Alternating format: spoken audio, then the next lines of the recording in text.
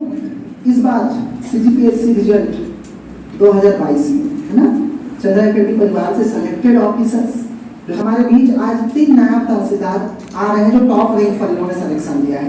तो please Gulshan sir लेकर के आएंगे प्लीज। और जी हैं सर्वेश पटेल और सहोरी यादव।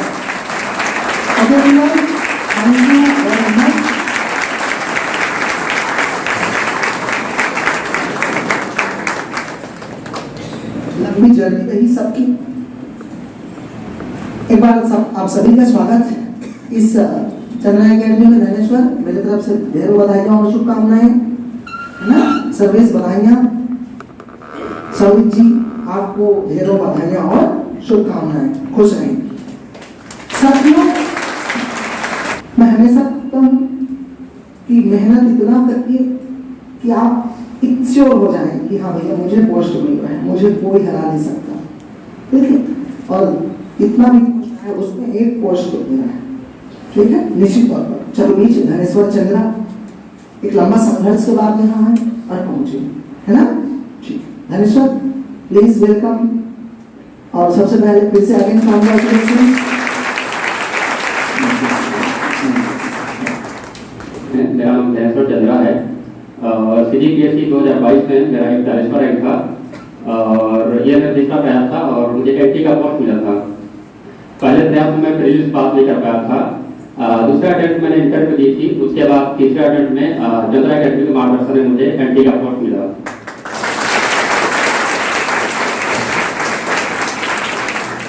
और जैसे कि आप सब मेंस की तैयारी कर रहे हैं तो CGPSC या सिविल तैयारी में जो मेंस है वो मुख्य भूमिका रहती है इसकी।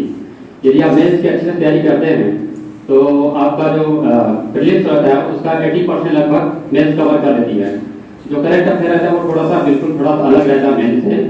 तो यदि आप मेंस की अच्छी तैयारी करते हैं, राइटिंग प्रैक्टिस करते हैं और सर के मार्गदर्शन में तैयारी करते हैं तो जरूर आपको सफलता मिलेगी।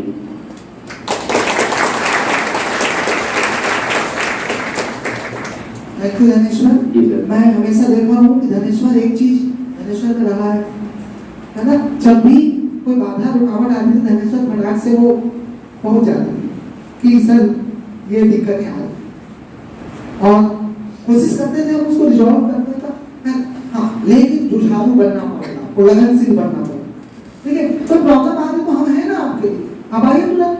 हमने हर चीज को धनेश्वर आप पूछते थे है ना और बाधा को तुरंत दूर करने में बिलीव करते थे। इतना मैंने आपको है ना इस बारे में बता दिया। और जैसे तैयारी कर रहा हूँ ये उद्देश्य इंग्लिश के दौरान कि जब आप तैयारी करते हैं कोई भी कंफ्यूजन हो तो बिना हिचक आप टीचर से मिल सकते हैं और यदि वो जो कमजोरियाँ है वो दूर नहीं होंगी तो आपके जो अटेम्प्ट है वो बढ़ते जाएंगे। तो जितना अटेम्प्ट आप देंगे उसमें गलतियाँ करेंगे तो उसमें सुधार करना बहुत इंपॉर्टेंट होता है। तो सुधार करते जाइए और आपको सफलता अवश्य मिलेगी। ऐसे बहुत कम लोग होते हैं जिनको किस्मत वाले होते हैं जो पहले अटेम्प्ट में दूसरे अटेम्प्ट में निकाल लेते हैं और गलतियाँ लगभग सभी होती हैं। तो टीचर से मार्गदर्शन बहुत जरूरी है और लेते रहना चाहिए। धन्यवाद। चलिए आइए अब हमारे बीच है ना। Thank you Dhaneshwar. सर्वेश पटेल जी हमारे बीच संघर्ष की एक लंबी कहानी सर्वेश है ना। देखते हैं आगे सर्वेश पटेल जी, सुनते हैं। लंबी कहानी, एक लंबा जर्नी रहा है, एक लंबी जर्नी रही है। आप खुद सुने मैं क्या बोलूं, एग्जाम्पल है हमारे बीच में सर्वेश पटेल। सर्वेश जी सबसे पहले मैं अपने बारे में बताना चाहता हूँ। मैं बलरामपुर से हूँ और बहुत ही सामान्य परिवार से बिलोंग करता हूँ। और दूसरी बात, मेरी जो शिक्षा हुई है वो जो शासकीय स्कूल है वहीं से हुई है। ना तो मैंने IT से इंजीनियरिंग किया है ना तो कहीं बाहर से पढ़ाई किया है, केवल सरकारी स्कूल से BSc बायोलॉजी से। मैंने CGPSC की तैयारी 2015 में चालू की। 2015 से मैं लगातार लगा हुआ हूँ और 2023 में ये मेरा 9वां प्रयास था और 9वें प्रयास में आके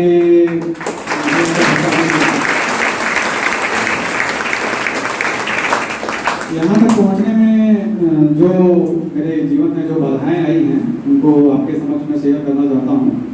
2015, 16, 17 3 साल तो मैंने प्रारंभिक परीक्षा क्लियर नहीं कर पाया था। 2018 में मैं अपनी प्रारंभिक परीक्षा, मुख्य परीक्षा क्लियर किया और इंटरव्यू भी दिलाया, लेकिन रैंक कम होने की वजह से उस साल मुझे पोस्ट नहीं मिल पाई।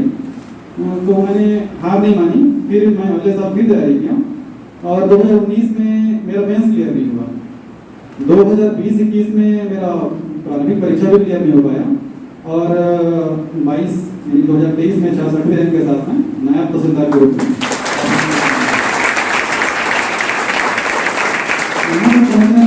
जो चंद्रा अकेडमी का गाइड है और स्पेशली जो चंद्रा सर का मार्गदर्शन है, ये मेरी सफलता का बहुत बड़ा कारण बना। और उन्होंने जो छोटी छोटी बातों को मतलब मुझे समझाने का प्रयास किया, चाहे वो नैतिक हो, चाहे वो शैक्षिक हो, किसी भी तरह का कोई भी बात हो, उन्होंने जो मुझे समझाया उससे मुझे निश्चित ही सहायता मिली अपने लक्ष्य को प्राप्त करने में। तो मैं चंद्रा सर को विशेष धन्यवाद देना चाहूँगा। Thank you Chandra sir. और दूसरी बात मैं ये बोलना चाहूँगा कि आप लोग गांव से कहीं दूर दराज से आके अपने माँ बाप का सपना लेके यहाँ तक पहुँचे हैं, तो मैं चाहूँगा कि आप अपने लक्ष्य को बीच में ना छोड़ें। मतलब कि एक दो असफलताएं मिलेंगी आपको, ऐसा नहीं है कि असफलताएं नहीं मिलेंगी। ऐसा कोई इंसान नहीं है, ऐसा कोई इंसान महान नहीं बना जिसके जीवन में असफलताएं नहीं आई हों। तो असफलताएं निश्चित ही आएंगी और आपको उसके लिए प्रिपेयर भी रहना है। आप ये सोचेंगे कि एक ही बार में मैं सब कुछ क्लियर कर लूंगा, तो ऐसा बहुत कम लोगों के साथ होता है। तो आपको थोड़ा धैर्य भी रखना पड़ेगा और धैर्य के साथ निरंतरता। आप निरंतर कठिन परिश्रम करेंगे, धैर्य रखेंगे और जो हमारे चंद्रा सर हैं, जो यहाँ के और टीचर्स हैं, उनसे निरंतर संपर्क में रहेंगे। जो अगर समझ में नहीं आता है आप उनसे पूछिए कि मतलब क्या और बेहतर किया जा सकता है। और यहाँ जो सर हैं वो मैंने देखा है कि आप छोटी छोटी बातों को भी आप जाके उनसे पूछ सकते हैं सर से कि सर इसमें और क्या किया जा सकता है, क्या बेहतर किया जा सकता है। तो वो सर मतलब मैंने जो देखा है कि सर बहुत अच्छे से बताएंगे आपको, चाहे वो यहाँ के रूपेश सर हों या फिर रोहित सर हों, चंद्रा सर हों, बहुत अच्छा सहायता करते हैं आपकी पढ़ाई लिखाई में। तो और अंत में बस इतना ही कहना चाहूँगा कि किसी भी चीज में निरंतरता और कठोर परिश्रम बहुत ही आवश्यक है। तो आप निरंतर लगे रहिए, हार मत मानिए, लक्ष्य आपको जरूर प्राप्त होगा। एवरीबॉडी, मैं हमेशा एक ही बात कहता हूँ कि निरंतरता जरूरी है, ठीक है, कंटिन्यूटी जरूरी है। उनके एग्जाम्पल है सर्विस, आपके बीच में खड़े हैं, ठीक है। उन्होंने कहा कि मैं ठीक है शुरुआती दौर पर फैल हुआ, ठीक है। मैं ऐसे बहुत सारे बच्चों को जानता हूँ जो एक बार दो बार में घर चले जाते हैं, लेकिन मंजिल तक वही पहुंचता है जो तब तक खड़ा रहता है, ठीक है, जब तक वो अपने लक्ष्य को हासिल नहीं कर लेता है। तब जाके आप सर्वेश पटेल बनते हैं और नायब तहसीलदार के पोस्ट मिलते हैं। साधारण परिवार से आए, उन्होंने कहा सरकारी स्कूल में पढ़ाई किया, मैं भाई IIT से इंजीनियरिंग करके नहीं आया हूँ। तो अगर मन में आपकी भ्रांति होगी केवल इंजीनियरिंग पोस्ट ले सकते हैं, तो उसको उस भ्रांति को हटा दीजिए। अप्रोच होना चाहिए, अप्रोच चाहिए। क्या अप्रोच से आप पेपर लिख रहे हैं, भाई टॉप रैंक पर सेलेक्ट होकर के आए, ठीक, तो कुछ तो बात तो होगी ना। तो बात यहाँ इंजीनियरिंग बैकग्राउंड और इंजीनियरिंग बैकग्राउंड के है कि नहीं, उससे मैटर नहीं करता। बात आप किस अप्रोच से आंसर राइटिंग करते हैं, ये मैटर करता है, ये मैटर करता है, ठीक। तो इस बात को इस क्लास में बच्चे, मेरे जितने भी बच्चे बैठे हैं, वो इस बात को त्याग दें कि आप किस बैकग्राउंड से, मेहनत उतनी होनी चाहिए। मैं हमेशा बोलता हूँ अपने आप से एक सवाल पूछना कि आप मेहनत कर रहे हैं, हाँ कि ना, और जब आप बोले हाँ तब संतुष्ट होना, नहीं तो आपको भूख नींद चैन नहीं आना चाहिए, क्योंकि आपको केवल एक ही काम है यहाँ पर, ठीक है। हमारे बीच में संस्था परिवार के अहम सदस्य जिन्होंने टॉप रैंक पर सिलेक्शन लिया और इंटरव्यू में वो स्टेट कॉम्पिटिशन है, आइए हम जानते हैं उस नाम के बारे में जो परिचय के मोहताज नहीं। राज्य का हर सिविल सर्विस की तैयारी करने वाला एस्पिरेंट उस नाम से परिचित है। उसके पीछे भी उनकी लंबी कहानी। फिर आज हम जानते हैं उनकी सफलता का राज क्या है। ठीक, तो most welcome, please for give a big hand Saurikh Yadav.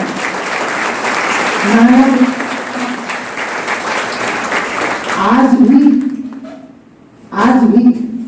देखिए, वो प्रधानमंत्री आवास के कमरे में रहते हैं और प्रधानमंत्री आवास के कमरे से लेकर देखिए निमोरा तक का सफर, ये है अचीवमेंट। ये है अचीवमेंट। क्या बाधाएं आती है, क्या संसाधन, क्या कमियां हैं, क्या प्रॉब्लम है, ठीक, सब छोटी चीज।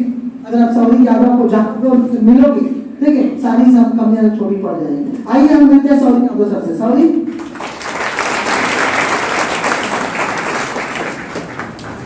Good afternoon all of you. सादर प्रणाम चंद्रा सर, पटेल सर और धन्यवाद आप सबको भी सादर प्रणाम। 2022 पीएससी में नायब तहसीलदार के रूप में आप सभी के समक्ष हूं मैं। 2020 पीएससी में अधीनस्थ लेखा सेवा के अधिकारी पद पर मैं चयनित हूं और अभी भी वर्तमान में उस पद पर सेवारत हूं। पर एक दिली तमन्ना रहती है कि हम क्यों ना टॉप करें, सर्वोच्च पद को प्राप्त करें। डिप्टी कलेक्टर बनने का हमारा सपना है और बनेंगे आगे और बन गए, क्योंकि जो भी बाद में फल देगा उस बीज का रोपण नायब तहसीलदार के रूप में होगा। मैं 2017 से पीएससी की तैयारी शुरू किया हूँ। तो 17 प्री नहीं निकला, 18 प्री नहीं निकला, 19 मेंस लिखा, इंटरव्यू में नहीं जा पाया, 20 में सेलेक्ट हुआ, 21 मेंस लिखा, इंटरव्यू में नहीं जा पाया, 22 में तो काका जिंदा हो के नाम तो मैं तो एक चीज कहता हूँ, ये असफलताओं का दौर नहीं है, ये सीखने की दौर है। तेरे गिरने में तेरी हार नहीं, तू आदमी है कोई और इसलिए समझिए। आप देखिए, जब 1-1.5 साल के नन्हे कदम आपके चलते हैं, कितने बार आप गिरते और संभलते हैं, तब जाके मिल्खा सिंह जैसे धावक बनकर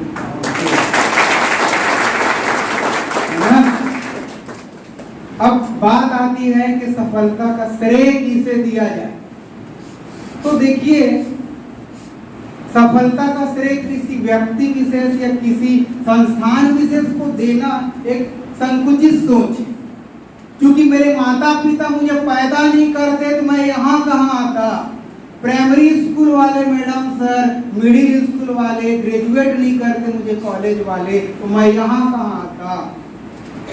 एक खाना बनाने वाले से लेकर बस वाले तक मुझे बिलासपुर नहीं पहुंचाता तो मैं कहाँ आता।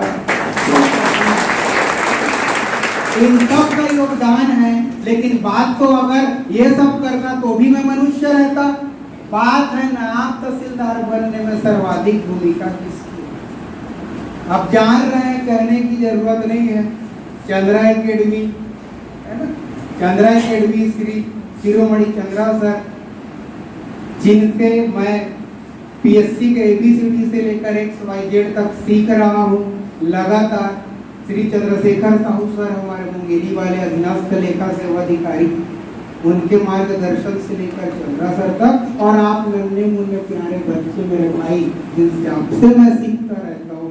आप मेरे प्रेरणा हैं, आप मैं तुझे कहूँगा, रास्ते अनेक हैं मंजिल तक जाने के लिए। रास्ते अनेक हैं मंजिल तक जाने के लिए, आपको भरोसा एक चाहिए उसको पढ़ने के लिए।